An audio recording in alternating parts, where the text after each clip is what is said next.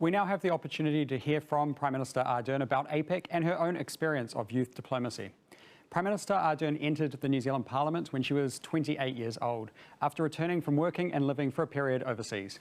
She became leader of the Labour Party in 2017 and shortly afterwards Prime Minister. Then 37 years old, she was the youngest Prime Minister in New Zealand's modern history. Please welcome Prime Minister Jacinda Ardern. Ka whati ko te tai, ka pau te toria. As the tide recedes, we must provide opportunities to explore new paths to move forward. Thank you, Tim, and kia ora koutou katoa to Voices delegates from around the APEC region and to others following today's event online. Thank you for joining us here in New Zealand for APEC Leaders Week. And thank you all for the declaration you have worked so hard on over the last few days. Voices of the Future is one of several events which New Zealand is hosting online this week to conclude our APEC host year, and one I've been very much looking forward to. Last night, the New Zealand Ministers of Foreign Affairs and Trade hosted their counterparts from around the region for the annual APEC ministerial meeting. This Friday, I'll be hosting a meeting of APEC leaders for our annual gathering. I wish to host all of them and all of you here in Aotearoa, New Zealand, so we could show you our rolling mountains, our green pastures where, of course, the hobbits live, our sparkling seas, and to show you that we don't have quite as many sheep as you've been told. But COVID-19 keeps us all united instead in virtual ways. Regardless, I do hope you feel the warmth of our manaakitanga, our hospitality, and how important you are to APEC. The global pandemic has made life difficult, but it has also opened doors. And I'm pleased to see that Voices of the Future has attracted a wide online audience, making it the largest Voices event ever. Long may that continue, and not for the sake of mere participation, but for the sake of change. For New Zealand, inclusion is one of our priorities, and this means ensuring young people also have a voice in APEC 2021. I actually had my own brief encounter as a young person in international diplomacy. My first APEC meeting was not as Prime Minister of New Zealand, but as a youth delegate to an APEC Science Festival in Korea. I was roughly 17 years old. I never knew as a young person living in a town of just 5,000 people in rural New Zealand that such a conference existed. And it opened my eyes to completely new cultures and experiences. Later on, as president of an international youth organisation, I saw firsthand in places like the Middle East and elsewhere why it is important for young people to have a voice on global issues. As a result, I've always believed that if young people can model change, we can and should realise it. This year, New Zealand's chairing of APEC has been driven by the unprecedented global challenge of COVID-19. APEC is responding to that challenge.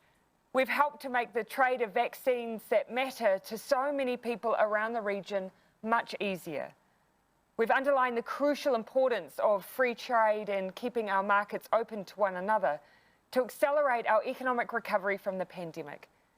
And we're reaffirming the crucial importance of APEC and the role it can play in supporting a resilient recovery in the Asia-Pacific region that is more inclusive, sustainable, and digitally driven.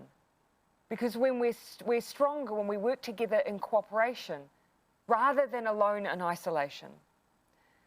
This is in line with APEC's long-term agenda, contained in the Putrajaya vision which APEC leaders agreed last year and which we will elaborate on through an implementation plan this year. Many of the issues which the vision covers are part of your agenda here at Voices of the Future. In the area of digital technologies, for example, we must find ways to ensure the opportunities are shared widely and benefit society as a whole. We must also respond decisively to the ongoing and worsening crisis that is climate change. We want APEC to play an effective role here by promoting measures like an end to government subsidies for fossil fuels that can help us reach sustainability goals. And we also need to ensure that the recovery benefits all. The place of Māori in New Zealand means that policies to promote the economic inclusion of Indigenous peoples have been a particular focus for us this year as chair of APEC. The declaration you have provided me today shows that these are all big issues that matter to you too. I want to acknowledge here that COVID has also had a significant impact on young people in terms of education, employment, and mental health and well-being. Here in New Zealand, we've taken initiatives and steps to ensure that rangatahi, or young people, have a say in decisions about recovery and take leadership roles and are able to drive transformative change. For example, each year the government funds youth engagement campaigns across a range of digital media channels so our young people can have proper conversations with decision makers about the issues that matter to them, such as climate change. Youth Declaration also underlines the importance to young people around the region of being involved in decisions that affect them. Ultimately, policies that APEC members adopt matter. APEC members make up 37% of the world's population, almost half of its trade, and around 60% of its GDP. It is a place where our region works together for a better, more cooperative future for our people in the region. That makes it important that our discussions at APEC involve everyone, especially young people. You've reminded me, reminded us all, that we must always look forward and make decisions not with the next generation in mind, but with the next generation at the centre. Because what generation has a greater stake in the decisions of today than the generation of tomorrow? Indeed, yours. So thank you for ensuring your voices are heard with the declaration you've handed to me today. I will read it with enthusiasm, knowing that it is the voice of young people from right around the APEC region, and that as such, it will be diverse, inclusive, insightful, and creative. I will also encourage other APEC leaders to be responsive to the interests and concerns of young people throughout our region. I'm sure that they'll be interested to read this declaration too. And can I finish with a personal commitment? We are listening. Nō reira, tēnā koutou, tēnā tātou katoa, and thank you. Thank you very much, Prime Minister, for your address. It's now my pleasure to hand over to some of our Voices of the Future delegates for questions, and I can let you know that we have questions coming from Papua New Guinea, Mexico, Singapore, and the United States. So first to Papua New Guinea.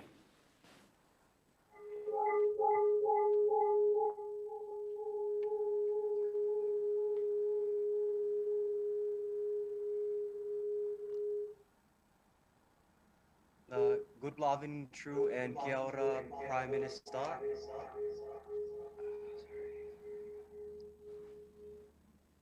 Sorry about that.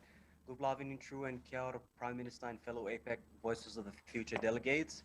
My name is Samuel Tabe, and I am the lead educator for the Papua New Guinea delegation.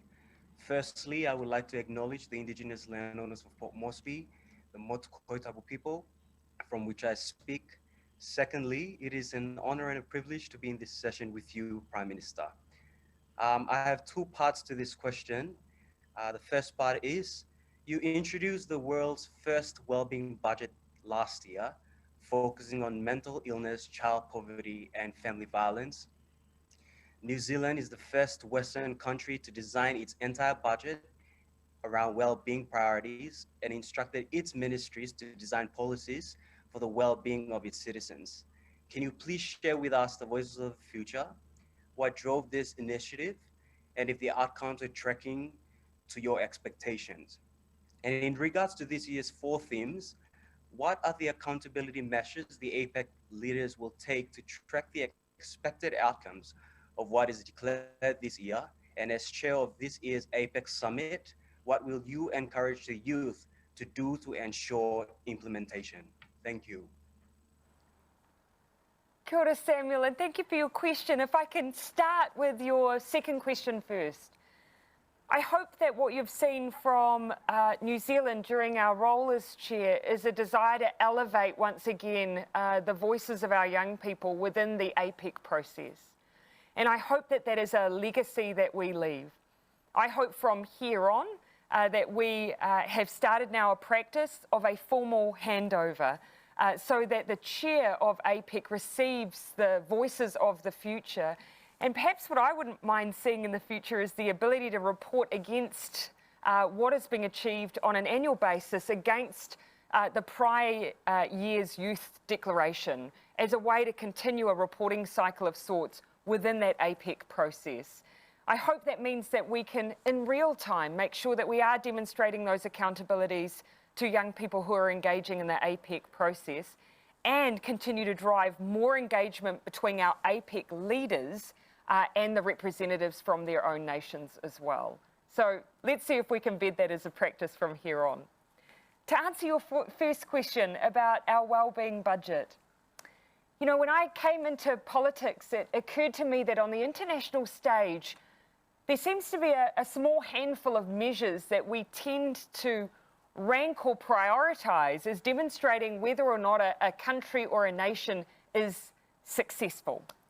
And growth seems to be one of them. But measures of things like GDP do not really drill down and tell you the true story of whether or not a country, its people, and its environment are thriving. It was once said by an American politician that GDP measures everything except that which makes life worthwhile. And it's true.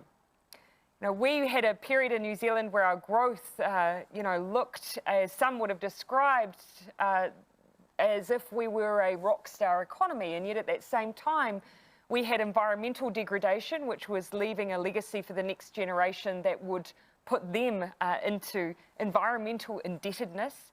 And we had a growing mental health crisis. So what we've tried to design is a way of making in future investment decisions which prioritise not just how well our economy is performing, but how well our environment and the well-being of our people are performing as well. So we drive our investment decisions based on that, but I hope in future you'll also see a greater analysis of our success against those measures as well. How are we going? Well, there's more work to do. I don't think there'll ever be a time where I'll stand up here and say, job done. But we have at least seen a reorientation of those long-term investment decisions that are all designed to, I hope, change the future outcomes of the well-being of our people and environment. Thank you, Prime Minister and Papua New Guinea, for your question. Can we now cross to the delegation from Mexico for your question? Thank you very much. Greetings, Prime Minister, and it is an honor to be able to speak with you right now.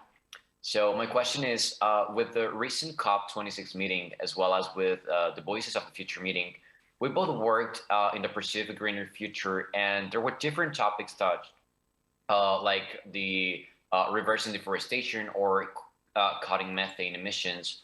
However, scientists led by the IPCC have often criticized the lack of ambition. Sources, there are still trillions in subsidies to fossil fuels. Not only that, but there are countries which their economies are highly dependent on fossil fuels.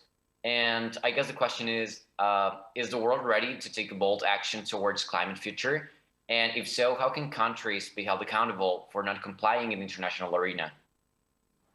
Now, my answer would be, if the world is not ready to take bold action, then the world must be ready for the disastrous results of climate change. So those are the two choices that we have. And, you know, for us as APEC chair, we have been driving very, very hard towards making those investment decisions that ensure that we don't see the catastrophe that results from investment in fossil fuels and unsustainable activity, so that instead we can start seeing that investment reorientate towards green technology and those areas where we can future-proof our economies. So one of the larger ambitions that we set as APEC chair was action on fossil fuel subsidies. Now, it's actually been a commitment that APEC economies have made over a number of years. And at this point, what we've been able to seek from APEC economies is a commitment to not see the ongoing growth in investment in this area, because that has been one of the problems that we've faced. That's $500 billion US going into fossil fuel subsidies that could make an enormous difference if instead invested in technology that are designed around climate change mitigation and adaptation. So that's been our focus and our goal. Do we need to be more ambitious than this? Absolutely. We would like to see, of course, a world where there is no fossil fuel subsidies within our economies. And that's long been a position of New Zealand, which we will continue to advocate through forums such as the World Trade Organization 12th Ministerial Meeting, which we'll be doing very shortly. On terms of accountability, I speak now as a politician rather than as APEC chair, if I may. I'm not sure if I'm allowed that liberty, but if I may. I think we often seek tools and institutions to drive accountability. And yes, there's no doubt that events like COP26 definitely make a difference towards orientating the world's eyes towards world leaders and holding them to account on their individual action. But I wouldn't for a moment want to diminish the incredible impact that country by country young people are having on the decision-making of leaders in this moment in time. I think we often have a view that it's only influence, money, or voting. Those are the three tools that somehow influence the decisions that are made in this environment. It is not so. You are powerful. I can give countless examples where young people, regardless of their age, have influenced me and my cabinet in our decision-making, be it through letter campaigns, petitions, activity, peaceful protest. You have continually brought to the fore for world leaders the importance of climate action because it affects you so directly. So don't for a moment diminish, I think, the power of the accountability that you yourself bring to us. Thank you very much, Mexico. Can I now ask Singapore for you to put your question to the Prime Minister? Greetings, Prime Minister. Thank you for gracing us with your presence at Voices of the Future today. I am Danraj, representing the Singaporean delegation. Our question is, you previously mentioned the importance of empathy and kindness in leadership. How do you continue to foster these connections as everything becomes increasingly digital? Thank you. It's a really good question. Well, I guess at one level, I'd say that regardless of the forum, you know, we may be separated by quite some distance now, but in every other way, despite the lack of physical proximity, I hope that you can still get a sense of, we can get a sense of one another and our ambition, our motivations, and the kind of leadership we wish to demonstrate through our words and our actions, despite distance. Words and actions as leaders matter. And one of the things that I have been very determined that we as a nation here in our corner of the world demonstrate is that we increasingly live in an environment where our geographic boundaries don't matter anymore, where what we say, no matter the platform or where or how, those words have a flow-on effect beyond our borders. And so we increasingly need to be mindful of that impact in a globalized environment.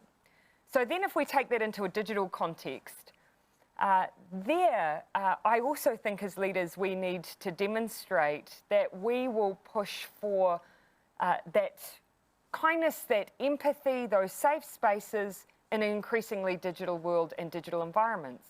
We often, some of the, for instance, regulatory tools that we've used to deal with things and challenges like hate speech and so on are much harder to deal with in a digital and online environment. And that's where we have a leadership role to play, working alongside those, for instance, tech companies, social media platforms, providers who are providing the environment for us to engage digitally. and set out expectations that, yes, it's accessible, we have a free and open internet, that we can actually overcome so many barriers through those environments, but that we maintain both free speech and a set of standards that ensure that we don't alienate and diminish the voices of others as well. It's a very hard space we're all as world leaders trying to traverse. I think if you approach it with a set of values-based principles, there is a way through, and it's a piece of work that we've been trying to champion as a nation, not necessarily out of choice, but out of necessity because of what we experienced a few years ago through a horrific act of violence in New Zealand. Our legacy and our hope is that we can change those digital online environments to be a place that is open, accessible, and kind. Thank you very much, Singapore. Can I now ask the United States delegation to put forward their question? Hello and good evening, Prime Minister. It's a great honor to be able to speak with you. I am Grace Curdy, and I am one of the 4 delegates representing the United States of America. And on behalf of my delegation, I would like to ask, what lessons can the people of the Asia Pacific region learn from New Zealand's Indigenous rights policies? Well, kia ora, Grace, and thank you for the question. I think the first thing I would say is that New Zealand, whilst always willing to share our experience, will always acknowledge that for every nation, there will be a differing history, differing cultural context, differing issues for Indigenous peoples. And so we would, of course, always be very mindful that our experience in Aotearoa, New Zealand, will not necessarily ever replicate any experience anywhere else, and nor would we pretend that it could. I think the second point, context we would provide, is that we are not perfect.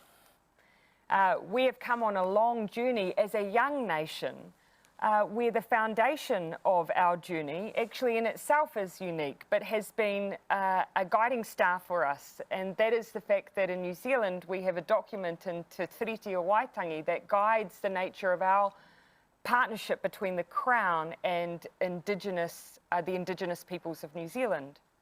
But even then, it is a living document for us. And I think if there were one lesson that I would share is just the willingness to continue to learn. And we only learn through an engagement that we would say he kanohi, e te kanohi, face to face, and constant dialogue with one another. That would be, I think, the most important principle that I would share from New Zealand's perspective. One final word.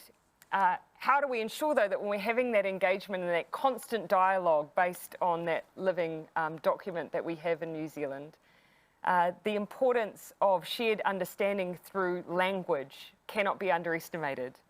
I unfortunately am of a generation in New Zealand that did not, by practice, learn the language of Māori, Te Reo Māori in a schooling context. Our goal is to change that for future generations. We'd like 1 million New Zealanders to be able to take up conversation in Te Reo Māori in the coming decades, so that we then start to build a shared understanding of our history and, of course, the culture of the Indigenous peoples of New Zealand. And through language, my strong belief is that that provides a foundation for understanding. It is an official language of New Zealand, and I hope, therefore, becomes a language that my child in the future will be able to converse in. Thank you very much to the United States and Prime Minister for your answers to that question. Just before we conclude today, I wondered if I could put one question to you, which is to ask, as New Zealand is about to hand over our hosting year of APEC, I wonder if you, as chair of APEC this year, could look back over the year and perhaps tell us one of your personal highlights of the past 12 months. Well, I can tell you some lowlights to start with, and that would include having to make the decision about the nature in which we would be able to hold this meeting. And it was an incredibly difficult decision. But from that challenge and trial actually produced one of my highlights. My hope is that from our time as APEC chair, not only have we been able, I hope, to drive a future agenda which reflects, as far as I can tell from my read of the Youth Declaration today, reflects the hopes and aspirations of young people going forward into our ongoing implementation plan. Not only have I hoped that we've done that, I hope that we've also innovated. And I hope that innovation carries forward into the future for APEC. The fact that in the middle of a pandemic, what could be more important than using the heft of the APEC economies and leaders to remove barriers to accessing, for instance, vaccines. And so bringing in a meeting into the middle of the APEC hosting year, which hadn't been done before, but because we were in the mindset of a virtual hosting year, made it possible. And I hope that in the future we're willing to continue to innovate in that way and ensure that distance doesn't divide, or indeed an annual cycle doesn't remove our ability to engage more frequently with one another in a world where we owe it to each other to keep pushing consistently for the change that I can see young people are asking of us. Thank you very much, Prime Minister. And I think just the fact that we've been able to have all of these member economies with us throughout Voices of the Future and speak directly with you speaks to that digital innovation that you spoke of. Prime Minister, thank you so much for your time with us today and for accepting the declaration from our Voices of the Future delegates. As you know, young people are the biggest stakeholders in the work that APEC is doing this year to chart a way out of the pandemic and towards a smarter, greener and more inclusive future. I know that you have a very, very busy week ahead, so we really do appreciate your time with us and thank you for being here today. Ngā mihi nui ki koutou katoa. Ka kite. Ka kite.